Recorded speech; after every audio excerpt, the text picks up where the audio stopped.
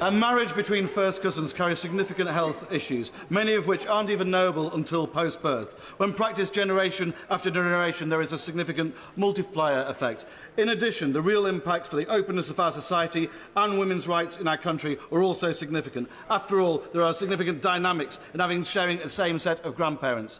On Friday, this government has a choice to let my bill go through to ban first cousin marriage to committee stage. Will the Prime Minister think again before instructing his whips to block this legislation? Yeah. Prime Minister. Mr. Speaker, we've taken our position on that bill. Thank you. That completes Prime Minister's questions. Sir Keir Starmer has indicated that Labour is going to block a legal ban on first cousins being able to marry in England and Wales. Why is that? Is the Prime Minister in favour of interbreeding?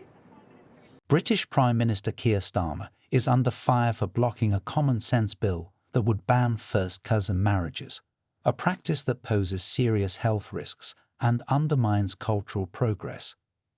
Conservative MP Richard Holden, who championed the legislation, rightly pointed out that children born from such marriages face a higher risk of genetic disorders, and the practice perpetuates harmful societal dynamics, particularly for women. Medical evidence overwhelmingly supports these concerns, with studies showing alarming rates of genetic issues in communities where cousin marriages are prevalent. Yet, Starmer's Labour Party has shamefully opposed the bill, prioritising political correctness over public health and the well-being of future generations. This failure to act is a betrayal of British values and a glaring example of how unchecked liberalism is eroding societal standards. Instead of enforcing assimilation and protecting public health, the government is enabling a harmful tradition that should have been left in the past. This is not just a health issue. It's a matter of preserving cultural advancement and ensuring that Britain does not regress under the weight of misguided multiculturalism.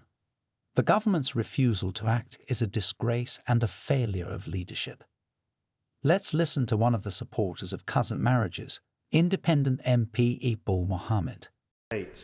There are documented health risks with first cousin marriage, and I agree this is an issue. This is an issue that needs greater awareness on. Virginity testing, forced marriages, and the freedom of women must be forced marriage must be prevented, and the freedom of women must be protected at all times. However, the way to redress this is not to empower the state to ban adults from marrying each other, not least because I don't think it would be effective or enforceable. Instead, the matter needs to be approached as a health awareness issue and a cultural issue where women are being forced against their will to undergo marriage. In doing so, it is important to recognise for many people this is a highly sensitive issue, and in discussing it, we should try to step into the shoes of those who perhaps are not from the same culture as ours, to better understand why the practice continues to be so widespread.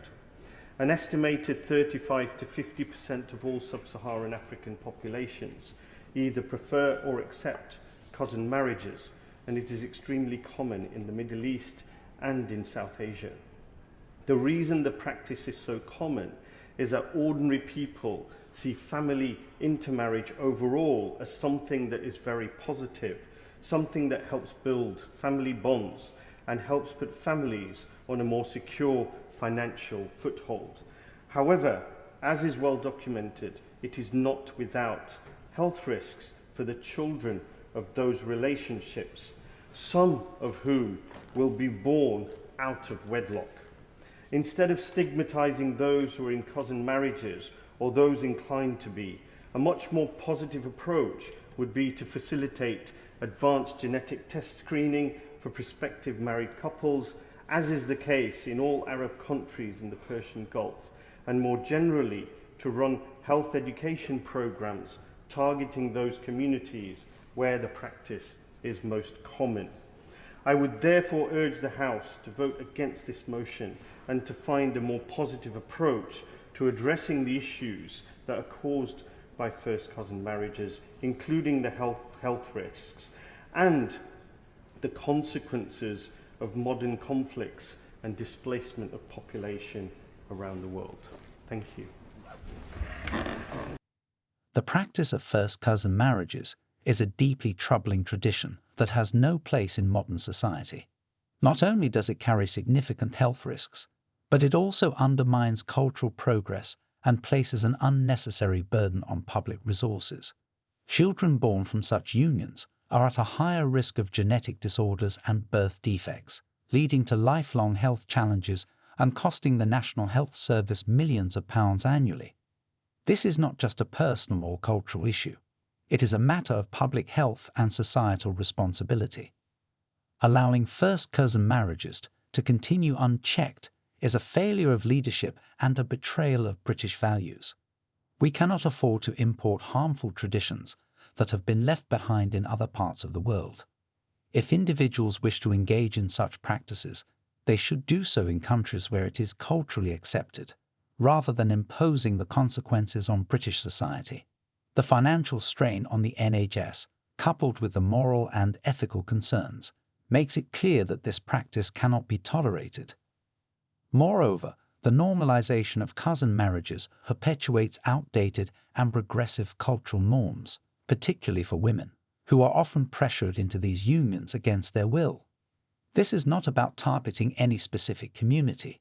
It is about protecting future generations and ensuring that harmful traditions do not take root in the UK. The government must prioritise public health and cultural integrity over political correctness. Banning first cousin marriages is not just a sensible policy. It is a necessary step toward preserving the well-being of our society and upholding the values that define us as a nation.